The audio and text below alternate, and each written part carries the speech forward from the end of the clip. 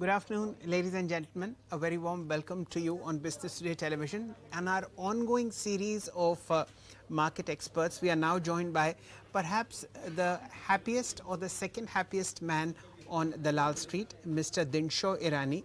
He's the CEO of Helios Capital, and the happiest or the second happiest man, depending upon how you rank it, is his partner in investments, Mr. Samir Arora.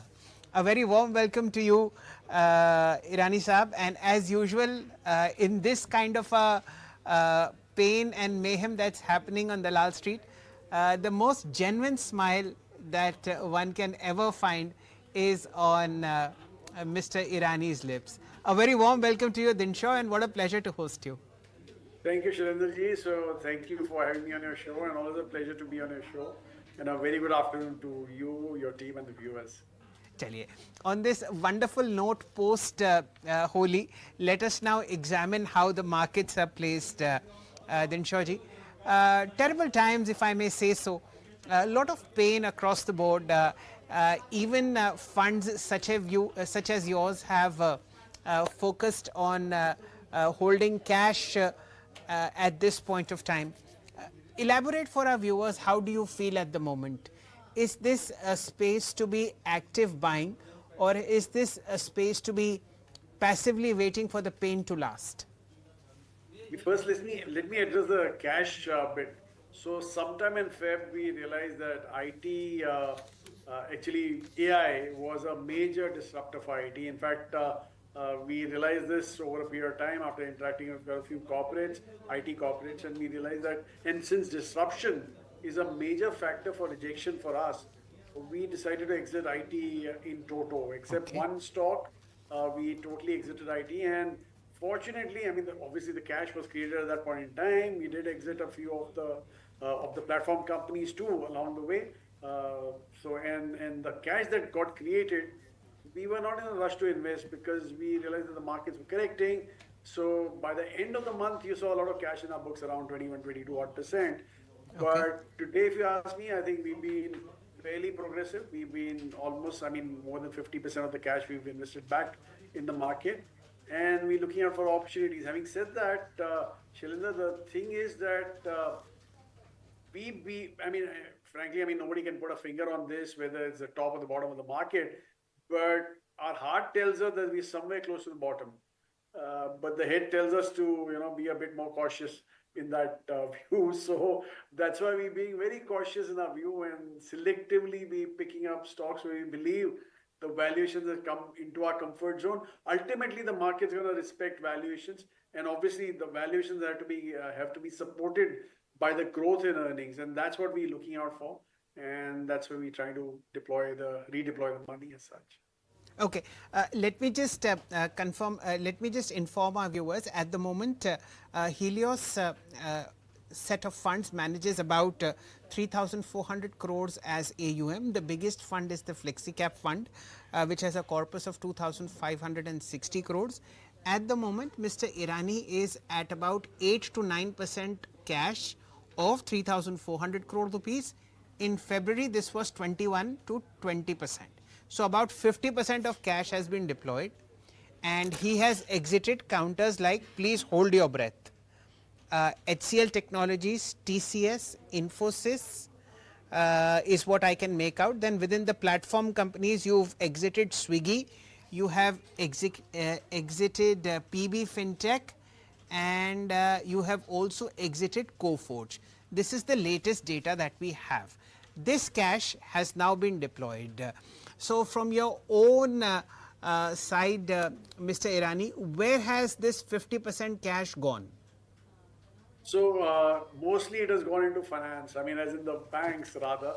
We've been very selective there, and I think given the way we are placed today, banks are definitely a screaming buy as of now. I mean, as in look at the valuations of these guys, they're fairly reasonably valued. And the fact that they've not at all performed in this whole rally that the market went through till September of last year itself shows you that they're ripe for not a rally, but at least to support the markets. In fact, if you look at the heavyweights within the index, the two banks that are the heavyweights, they've been fairly resilient. They have, in fact, gained, if anything. And our belief is that the private sector banks, again, let's not paint the whole sector with the same brush, because there are certain banks within the private sector which we will be avoiding. We are very selective in our picks in the private sector again, and we've been picking those up. Obviously, we've looked at the domestic capex plays, domestic energy plays, and stuff like that, and we've been selectively picking on those also as such. So these are a few sectors where we are fairly been selective. Okay. The two heaviest weighted banks in the index, whether it's the Nifty or the Bank Nifty, are HDFC Bank and ICICI Bank. From the portfolio that I have, it seems that you've raised stake in both of them. And one dramatic change or one dramatic positive change is Kotak Mahindra Bank, where a lot of money has flowed into. Am I correct here, sir? Yes, you are, because as I said that we're now looking at quality, and quality at a price. And frankly, I mean, Kotak, with all the regulatory actions that were undertaken earlier, had suffered a bit, and things got cleared up along the way. And I think the way we looked at it was that even the worst of times, the NPAs were totally under control. So you can imagine the quality of the assets, and that's why we picked up at Kotak. And obviously, the valuations were fairly good. Absolutely. I'll request the PCR to fire a longer term chart of Kotak Mahindra Bank.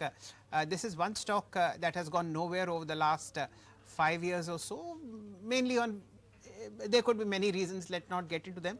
The latest one was that they had a brush up with RBI, and those problems have been sorted. They were related to the credit card business and to the business of getting customers online. That has been solved, and Mr. Irani has duly put in a large chunk of money there. You also were a very, very big holder of HPCL. Dinshaji, I remember talking about 8-9 months ago when HPCL was amongst the top 5 holdings of the Flexi Cap fund. You exited and then you are back again. Yeah, actually, we are back again, and frankly, when the call is again the same, we did enter earlier because we were looking at value unlocking, we were looking at benign crude prices, and we exited because we realized the valuations got stretched, and of late the valuations have come back into our comfort zone. The story remains the same. The crude prices are benign thanks to what's happening in the US. I mean, if anything, they've corrected a bit, and as a result, the crude margins have moved up, but the refining margins rather have moved up, as can be seen from the Singapore graph as such. So that's why we came back in the in that particular stock, and frankly, I mean, valuations, as I said, have been fairly appealing now once again. So. Okay. Dinshaji, according to you, what are the 3 or 4 main pain points that you feel in the market at this point of time? You've obviously mentioned that you're looking for earnings growth, but what is in the background which you say, you know, that our head tells us to be cautious, but our heart tells us that we are somewhere near the bottom?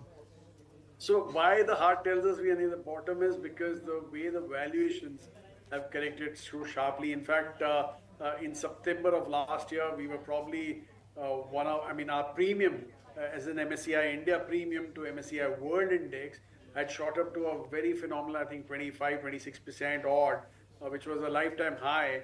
And as of Feb end, I think it came down to low single digits, some 3 or 4% or so. So it's obvious that the world has moved forward. We didn't. Yes. We in fact corrected a bit. And in fact, this is the first time that we've seen that India, and after a fairly long time that is, when India has corrected on its own, and I think the main cause was obviously the valuations and the fact that the earnings growth had vanished. Obviously, the way the liquidity was sucked out from the system by the regulator, I think that impacted demand to a great extent. And frankly, I mean, as I said, the heart tells us this because now that the liquidity is getting infused again, you'll see probably demand uptick happening once again.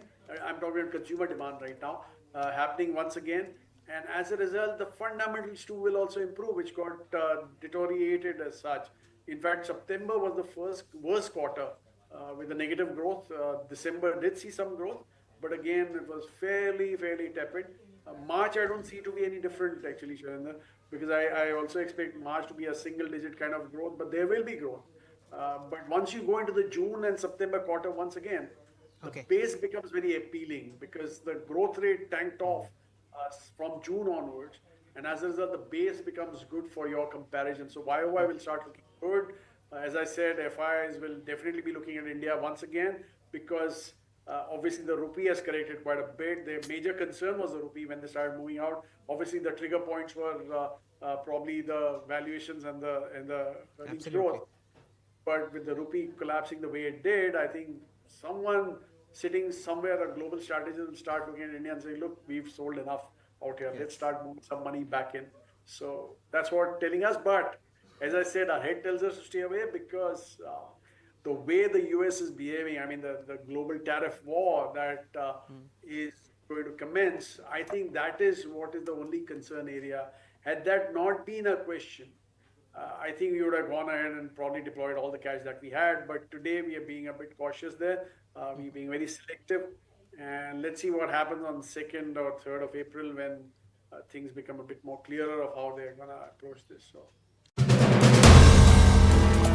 If you like the video, do like, comment, share and subscribe.